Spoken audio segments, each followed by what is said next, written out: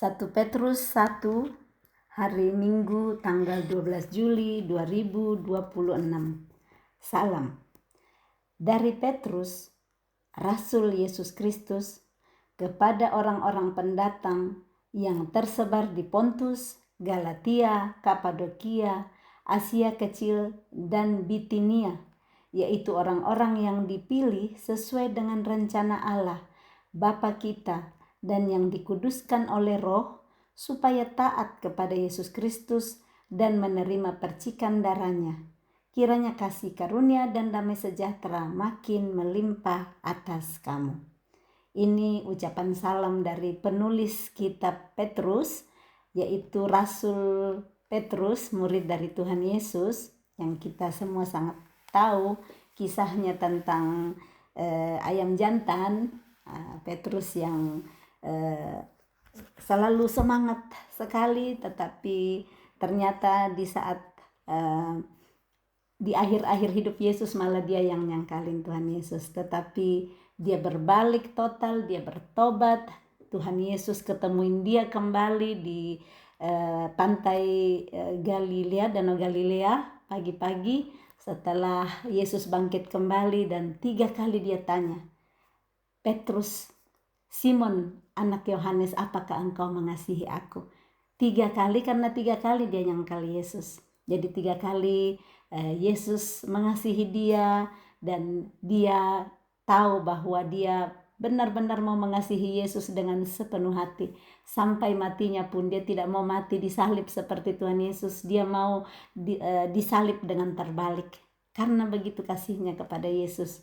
Jadi kita pernah bisa melakukan salah di dalam hidup, tetapi saat kita mau bersungguh-sungguh hati bertobat, mau bersungguh-sungguh hati melakukan perintahnya seperti yang dilakukan Petrus, Tuhan mengampuni kita, dan Tuhan bisa memakai kita untuk menjadi alat kemuliaannya di bumi. Nah, ini surat yang Petrus tulis. Dia jelaskan siapa dia katakan saya Petrus, ya, dari Petrus. Siapa saya? Saya adalah Rasul Yesus Kristus. Nah, kepada siapa surat ini dia tulis? Kepada orang-orang pendatang. Nah, orang-orang pendatang ini banyak tersebar. Tersebar artinya nggak fokus di satu tempat, tetapi tersebar, ada banyak tempat. Nah, makanya dituliskan di sini, ada di Pontus, ada di Galatia, ada di Kapadokia, Asia Kecil, dan Bitinia. Kalau firman Tuhan datang hari ini kepada kita, kita juga tersebar, ya. Kita nggak ada di satu tempat saja, nggak cuma di Jakarta, nggak cuma di Toraja, nggak cuma di Makassar, tetapi ada di berbagai tempat. Tuhan sampaikan firman-Nya hari ini kepada kita melalui Rasul Petrus, biar kiranya hati kita terbuka untuk menerima siraman firman pengajaran dari Rasul Petrus, di mana waktu dia tulis ini dituliskan kepada orang-orang pendatang. Dan ya, siapakah orang-orang pendatang itu? Ayat 2, yaitu orang-orang yang dipilih sesuai dengan rencana Allah. Mari kita lihat hidup kita juga adalah orang-orang yang dipilih oleh Tuhan. Di tempat di mana kita disebarkan, di mana kita dikirim Tuhan, ada di berbagai tempat, ada di berbagai negara, ada di berbagai kota, dimanapun kita pergi. Mari kita berkati kota di mana Tuhan buang kita, kata Yeremia, ya. Berkatilah, doakanlah kota di mana Tuhan buang kamu, karena kesejahteraan kota itu adalah kesejahteraanmu. Jadi jangan bilang, saya hanya pendatang di sini, saya bikin semau-mau saya, suka-suka saya. Tidak, Tuhan kirim kita di tempat-tempat di mana kita sebagai pendatang, karena Tuhan mau kita jadi berkat di sana. Tuhan mau melalui hidup kita kasih-Nya dibagikan kepada orang lain. Jadi jangan cuma pikir, ya saya ada di Irian karena saya kerja di sini, saya tugas di sini. Saya ada di Swiss karena saya nikah sama orang Swiss. Tidak, ada maksud Tuhan mengirim kita di tempat-tempat di mana kita ada hari ini. Jadi orang-orang yang dipilih sesuai dengan rencana Allah. Kita ada di tempat kita hari ini, itu rencana Tuhan ada. Sekalipun mungkin kelihatannya satu kesalahan, atau sebenarnya saya tidak mau datang di tempat ini, tapi terpaksa. Mungkin terpaksa itu karena Tuhan yang kirim kita. Nah, firman Tuhan datang pada kita hari ini. Mari kita yakini diri kita adalah orang-orang yang dipilih sesuai dengan rencana Allah, Bapa kita, dan yang dikuduskan oleh Roh. Supaya apa? Supaya taat kepada Yesus Kristus dan menerima percikan darahnya. Jadi siapa yang bisa menerima percikan darah Yesus adalah orang-orang yang mau taat kepada Dia. Mari kita taat kepada Dia. Kuasa darah Yesus itu sanggup untuk memulihkan semua yang rusak, yang hancur dalam hidup kita. Kuasa darahnya begitu luar biasa kalau kita mau mempercayai Dia. Nah, mari hari ini kita mau taat kepada Yesus Kristus. Kita percaya bahwa darahnya yang sudah tercurah di Golgota, di kayu salib, sanggup untuk menyembuhkan, sanggup untuk memulihkan, sanggup untuk merestorasi semua bagian-bagian di dalam hidup kita yang mungkin sudah salah, yang sudah salah jalan sebelumnya, yang sudah rusak sebelumnya, yang sudah hancur sebelumnya. Bersama Tuhan Yesus tidak ada yang tidak mungkin. Asal hati kita terbuka, mau untuk direstorasi, mau untuk diubahkan, mau melihat contoh transformasi dari ulat menjadi kupu-kupu. Ulat, tetapi Tuhan sanggup ubahkan menjadi kupu-kupu melalui proses. Tidak langsung simsalabim Tuhan bilang, ulat kau jadi kupu-kupu. Tidak, melalui transformasi yang pasti menyakitkan ya. Ada masa di mana saat jadi kepompong tertutup di dalam, pastinya kalau kita gimana bernafas. Ada masa di mana kita sulit bernafas karena sesaknya masalah yang kita alami. Tetapi saat kita dalam kesesakan, kita tidak tawar hati, tetapi terus-menerus kita percaya kepada Dia, percaya kepada darah Kristus, percaya kepada Roh Kudus. Kita ikuti tuntunan Roh Kudus dalam hidup kita.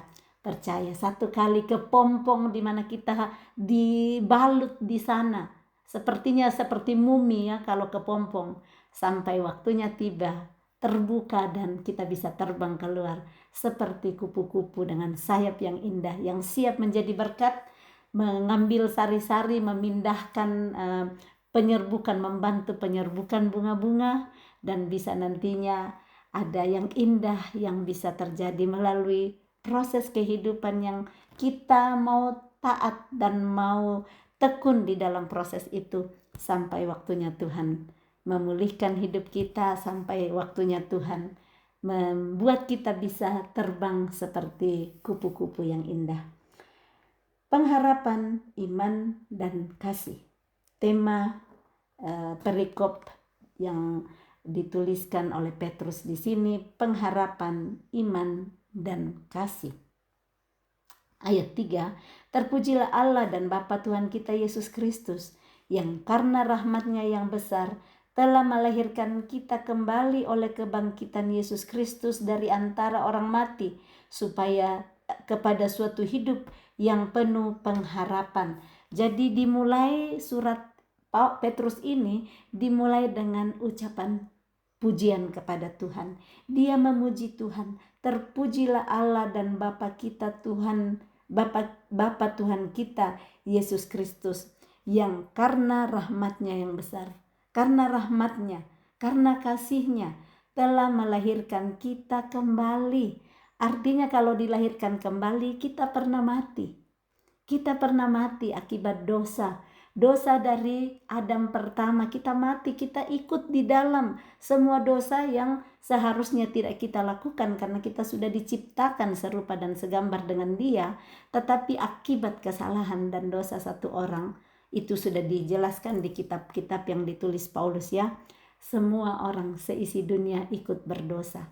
Tetapi karena satu orang, Yesus Kristus, yang rela menyerahkan nyawanya, rela menyerahkan hidupnya, kita semua juga diselamatkan. Kita yang dulunya mati karena dosa, dibangkitkan kembali. Kenapa dituliskan di sini? Terpujilah Allah dan Bapa Tuhan kita Yesus Kristus, yang karena rahmat-Nya yang besar telah melahirkan kita kembali oleh kebangkitan Yesus Kristus dari antara orang mati. Jadi jangan bilang, kenapa saya lahir kembali, saya dilahirkan kembali, saya kan sudah lahir 1 kali, tidak mungkin lahir kembali. Itu pernah ditanyakan Nikodemus kan kepada Tuhan Yesus. Itu pemimpin Yahudi, dia pengajar Yahudi, tapi dia tanya malam-malam sama Yesus. Dan Yesus bilang, engkau perlu dilahirkan kembali. Nah, Petrus menjelaskan di sini bahwa kita telah dilahirkan kembali. Kita yang mati sebelumnya, lahir kembali, dibangkitkan melalui kebangkitan Yesus Kristus. Tanpa kebangkitan Yesus Kristus, sia-sialah iman kita. Jadi kebangkitan Kristus itu mengkonfirmasi iman kita.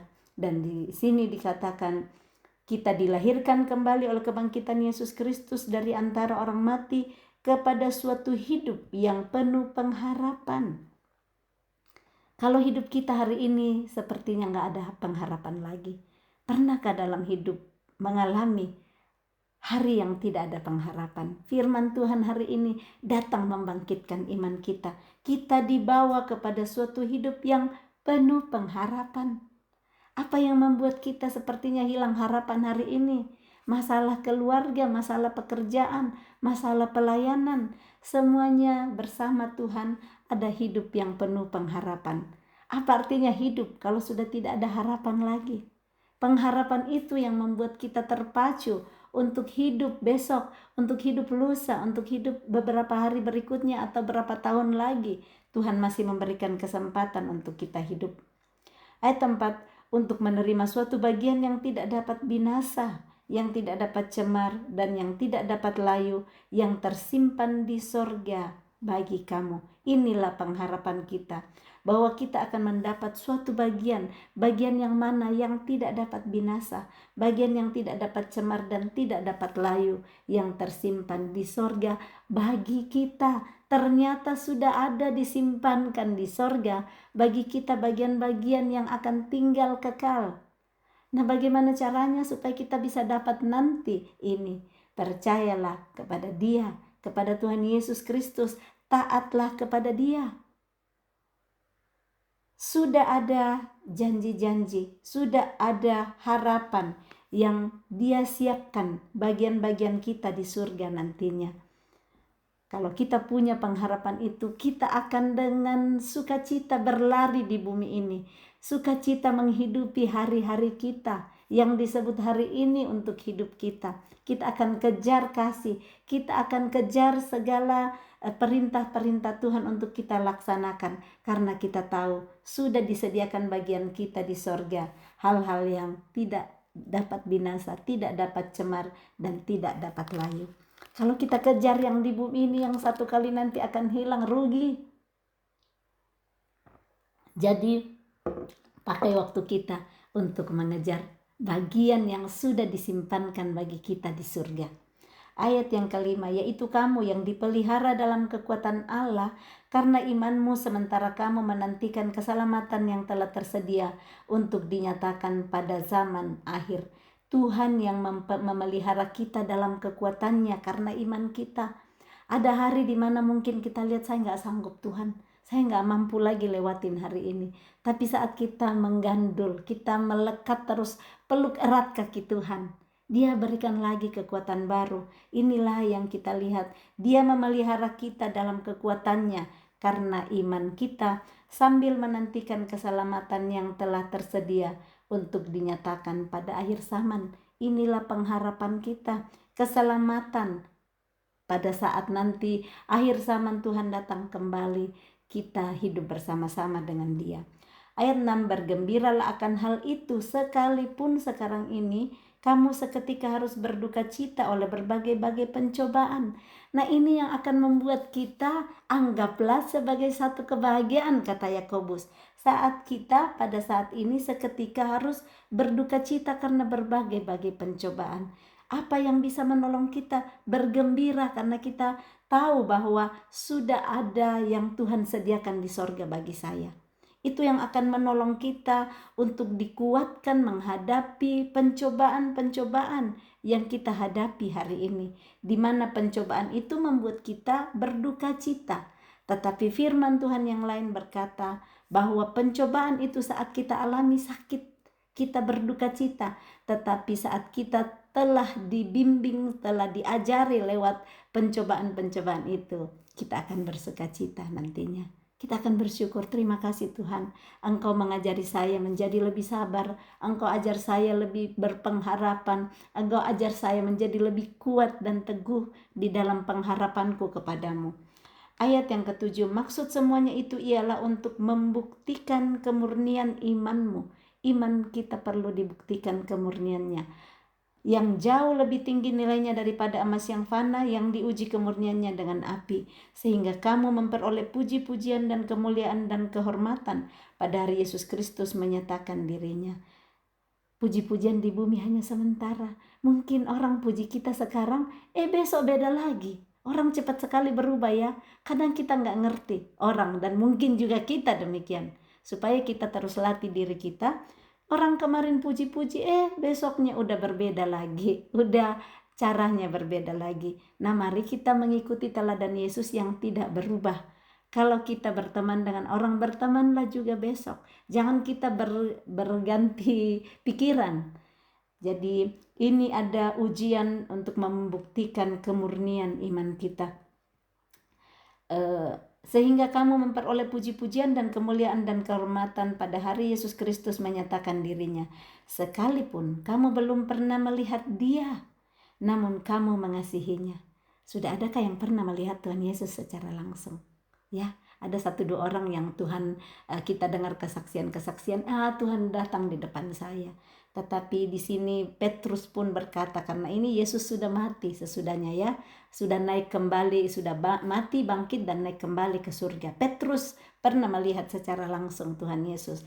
Tetapi yang kemudian kepada pendatang-pendatang ini yang kepadanya Petrus mengirim surat, mereka nggak lihat Tuhan Yesus. Nah, di sini dikatakan bahwa kamu belum pernah melihat Dia, namun kamu mengasihinya. Kamu percaya kepada Dia sekalipun kamu sekarang tidak melihatnya, tidak melihat Yesus lagi, tetapi tetap percaya kepada Dia. Kamu bergembira karena sukacita yang mulia yang tidak terkatakan, karena kamu telah mencapai tujuan imanmu, yaitu keselamatan jiwamu. Tujuan kita beriman adalah supaya jiwa kita diselamatkan. Keselamatan jiwa. Kita ingat ya, manusia itu terdiri dari manusia roh, manusia jiwa, dan tubuh. Jadi roh, jiwa, dan tubuh. Nah, ternyata tujuan dari iman kita itu adalah keselamatan jiwa. Jiwa kita, di dalam jiwa terdapat pikiran, perasaan, dan kehendak kita. Jadi saat kita beriman, tujuannya adalah keselamatan pikiran kita, perasaan kita, dan kehendak kita yang terdapat di dalam jiwa. Ayat yang ke-10, keselamatan itulah yang diselidiki dan diteliti oleh nabi-nabi yang telah bernubuat tentang kasih karunia yang diuntukkan bagimu, dan mereka meneliti saat yang mana dan yang bagaimana yang dimaksudkan oleh Roh Kristus yang ada di dalam mereka, yaitu Roh yang sebelumnya memberi kesaksian tentang segala penderitaan yang akan menimpa Kristus dan tentang segala kemuliaan yang menyusul sesudah itu.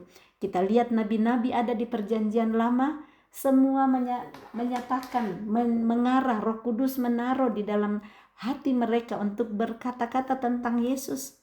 Kita baca di Yesaya sudah mengatakan bagaimana Dia menderita, bagaimana Dia dicambuk.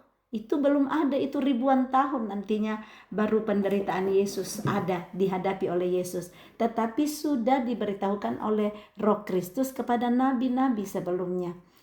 Kepada mereka telah dinyatakan, mereka ini adalah nabi-nabi, ya, ayat 12, bahwa mereka bukan melayani diri mereka sendiri, tetapi melayani kamu dengan segala sesuatu yang telah diberitakan sekarang kepada kamu, dengan perantaraan mereka, yang oleh Roh Kudus yang diutus dari sorga, menyampaikan berita Injil kepada kamu, yaitu hal-hal yang ingin diketahui oleh malaikat-malaikat. Nabi-nabi memberitahukan nubuatan yang belum terjadi saat itu tetapi akan terjadi kemudian. Itu tugas nabi. Tuhan memberikan suaranya, perintahnya kepada nabi, memberitahu untuk hal-hal yang akan datang nantinya. Dan itu namanya nubuatan. Dan inilah yang dikatakan bahwa nabi-nabi bukan melayani diri mereka sendiri, tetapi melayani kamu dengan segala sesuatu yang diberitakan oleh mereka. Perikop berikut kekudusan dan kasih persaudaraan. Ayat 13.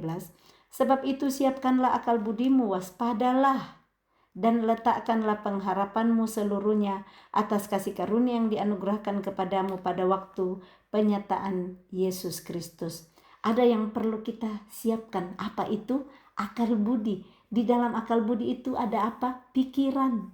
Karena itu mari terus kita latih, usahakan akal budi kita, pikiran kita. Itu adalah pikiran Kristus. Kita terapi diri kita terapi pikiran kita. Saya memiliki pikiran Kristus. 1 Korintus 2 ayat 16b. Terapi terus bagaimana supaya kita punya pikiran Kristus. 2 Korintus 10 ayat 5b. Kita tawan segala pikiran kita dan taklukkan kepada Kristus. Dengan cara ini, pikiran-pikiran kita sendiri, saat kita taklukkan kepada Kristus, kita tawan semuanya, kita akan mengikuti pikiran Kristus. Contoh bagaimana? Kita berpikiran mau pergi ke kota A, tetapi Kristus bilang pergi ke kota B. Coba ingat kisah yang dialami oleh Nabi Yunus. Tuhan suruh dia pergi ke Niniwe, tapi dia pergi beli tiket pergi ke Tarsis ya, ke Tarsis. Nah, itulah pikiran Kristus saat kita ikuti apa yang Kristus tunjukkan dalam hati kita. Nah, siapkan akal budi kita, siapkan pikiran kita, waspadalah, berhati-hatilah, berjaga-jagalah, dan letakkanlah pengharapanmu seluruhnya atas kasih karunia. Letakkan pengharapan kita kepada kasih karunia yang dianugerahkan kepada kita pada waktu penyataan Yesus Kristus.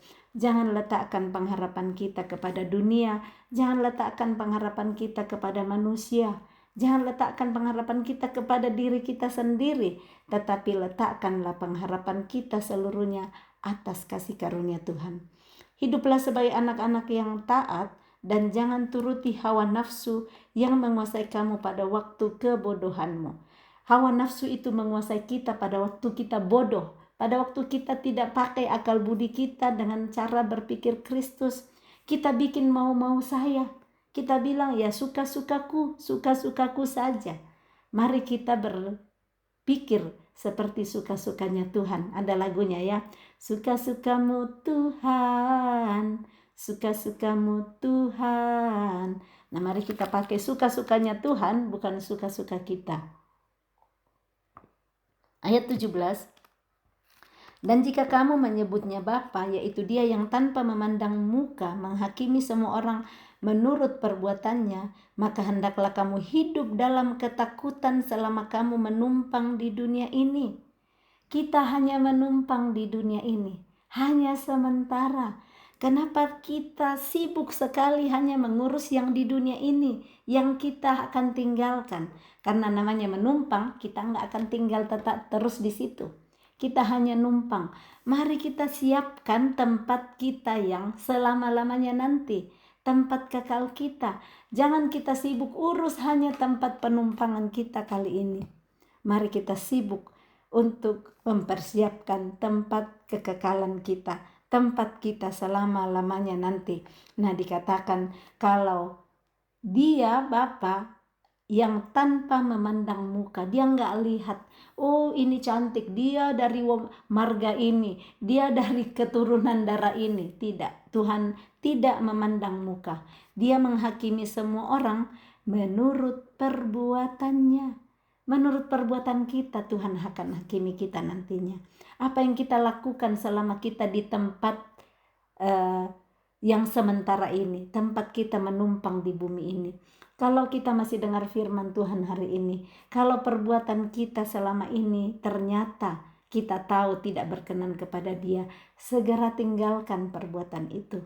Berlari mengejar perbuatan-perbuatan yang menyenangkan hatinya. Sehingga nanti di hadapannya saat kita ditanya, saat kita dihakimi sesuai dengan perbuatan kita, Dia akan tersenyum melihat, terima kasih anakku, baik sekali perbuatanmu, engkau setia, engkau tekun selama engkau tinggal di bumi tempat engkau menumpang. Ayat 18, sebab kamu tahu bahwa kamu telah ditebus dari cara hidupmu yang sia-sia yang kamu warisi dari nenek moyangmu itu, bukan dengan barang yang fana, bukan pula dengan perak atau emas, melainkan dengan darah yang mahal, yaitu darah Kristus, yang sama seperti darah anak domba yang tak bernoda dan tak bercacat. Kita telah ditebus, Yesus mati supaya kita ditebus dari cara hidup kita yang lama. Cara hidup kita yang lama itu dikatakan Petrus di sini sia-sia. Nah, dari mana kita dapat cara hidup lama ini? Kita warisi dari nenek moyang kita. Nah, apa yang kita warisi dari nenek moyang kita yang sia-sia jangan lanjutkan. Yang sia-sia tinggalkan, dan mari kita hidup dengan menghidupi cara hidup yang Yesus ajarkan. Yang kita warisi dari nenek moyang tetapi itu sia-sia dan itu hanya fana, jangan kita lanjut untuk melakukannya. Firman Tuhan sudah ngajarin kita banyak filsafat orang-orang tua, banyak filsafat dan ajaran nenek-nenek tua. Tetapi kalau itu tidak sejalan dengan kehendak Tuhan, beranilah untuk tinggalkan. Jangan takut, itu kan ajaran nenek moyang, tidak boleh, saya tidak ikuti. Yang tidak boleh kita tidak ikuti adalah firman Tuhan. Yang kita perlu takuti adalah Tuhan, bukan nenek moyang. Tetapi ajaran nenek moyang yang seturut dengan ajaran Yesus, turutilah itu. Ayat 19 kita sudah baca tadi. Jadi Tuhan Yesus telah menebus kita dari cara hidup yang sia-sia. Dia tebus kita bukan dengan barang fana, bukan dengan perak dan emas, tetapi dengan darahnya yang mahal. Darah yang mahal tidak sebanding dengan emas, seberapa kilo pun emas tidak sebanding dengan darah Yesus. Ayat yang ke-20, ia telah dipilih sebelum dunia dijadikan, tetapi karena kamu ia baru menyatakan dirinya pada zaman akhir. Yesus telah dipilih sebelum dunia dijadikan, dia sudah ada sebelum dunia dijadikan. Dalam ketritunggalan Allah Bapa, Allah Anak dan Roh Kudus. Tetapi karena kamu, karena kita hari ini, ia baru menyatakan dirinya pada akhir zaman. Karena kita, Bapa mengasihi kita, dia menyerahkan anaknya yang tunggal, supaya kita yang harusnya binasa karena dosa, menjadi selamat karena Yesus menyerahkan dirinya mati ganti kita. Ayat 21, oleh dialah kamu percaya kepada Allah yang telah membangkitkan dia dari antara orang mati dan yang telah memuliakannya sehingga imanmu dan pengharapanmu tertuju kepada Allah. Oleh Yesuslah kita percaya kepada Allah. Kita percaya bahwa Allah telah membangkitkan dia dari antara orang mati. Nah, karena kita percaya seperti itulah kita berani memperkatakan aku percaya kepada Yesus. Ada di Roma 10 ayat yang ke-9 dan ayat 10 saya bacakan ya. Sebab jika kamu mengaku dengan mulutmu bahwa Yesus adalah Tuhan dan percaya dalam hatimu bahwa Allah telah membangkitkan dia dari antara orang mati, maka kamu akan diselamatkan. Jadi mengakulah dengan mulut kita bahwa Yesus adalah Tuhan, tapi bukan cuma mengaku dengan mulut, tetapi percaya dalam hati bahwa Allah telah membangkitkan Yesus dari antara orang mati, maka kita akan diselamatkan.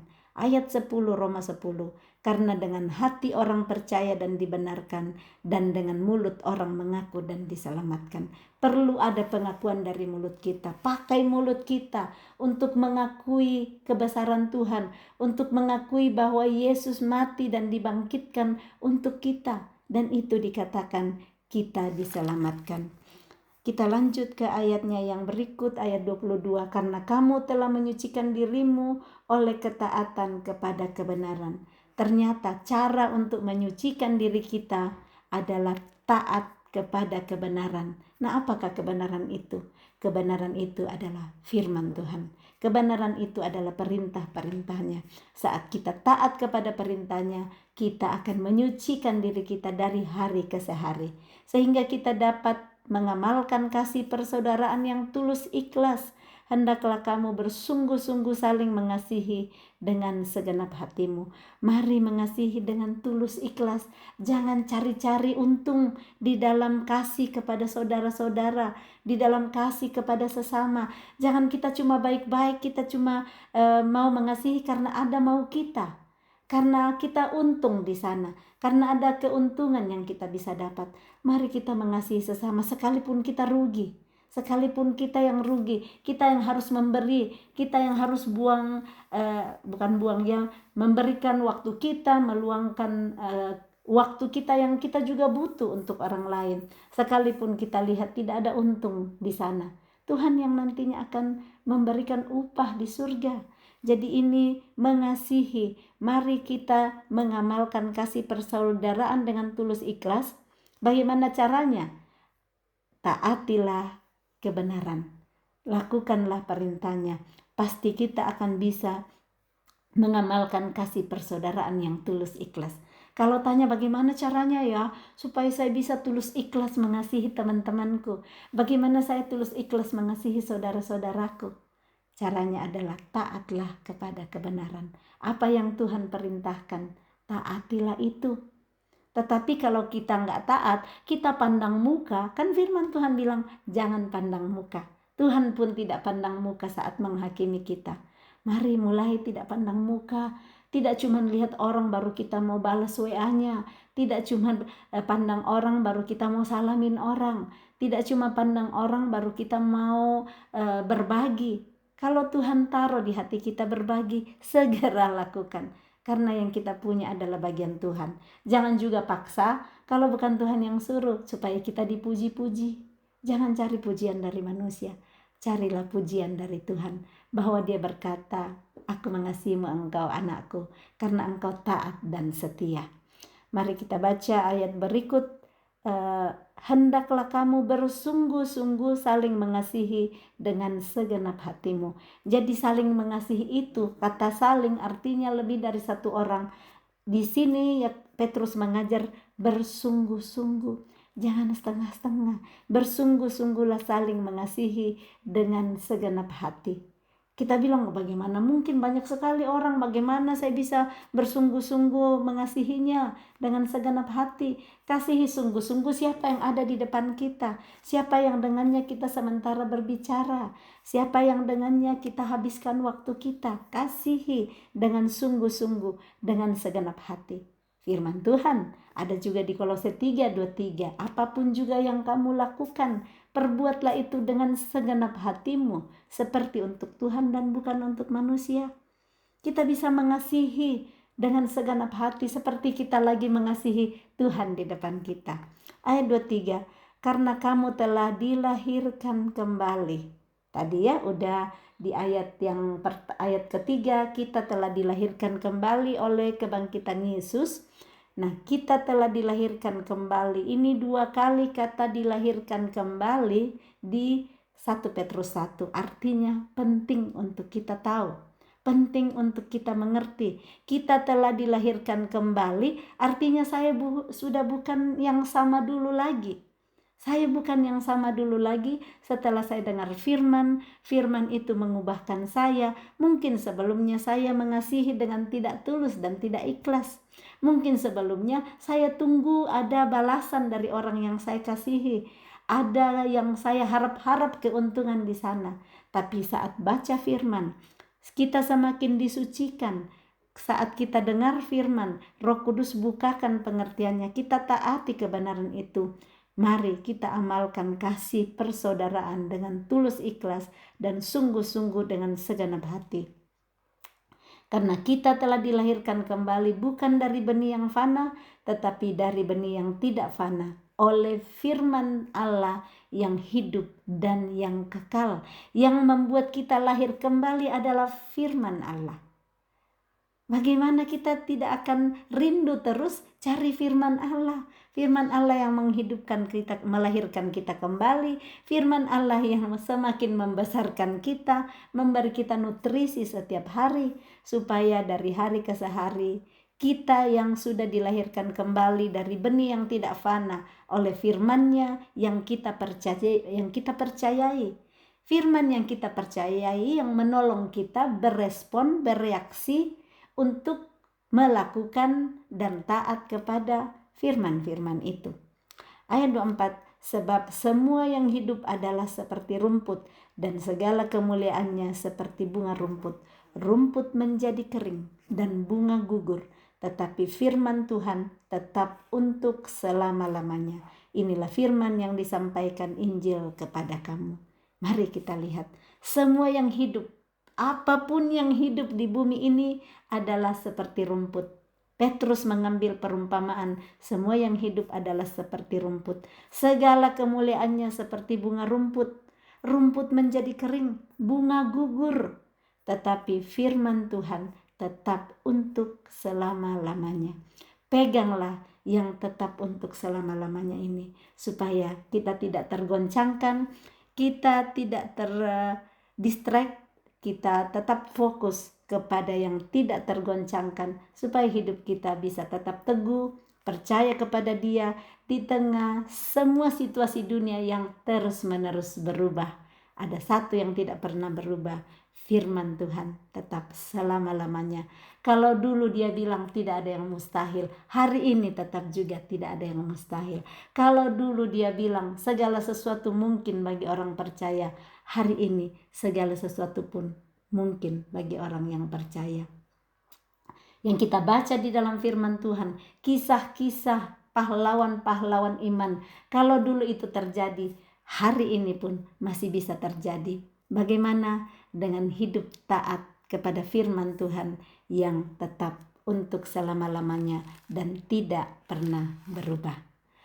Amin. Selamat hari Minggu, Tuhan Yesus memberkati. Shalom.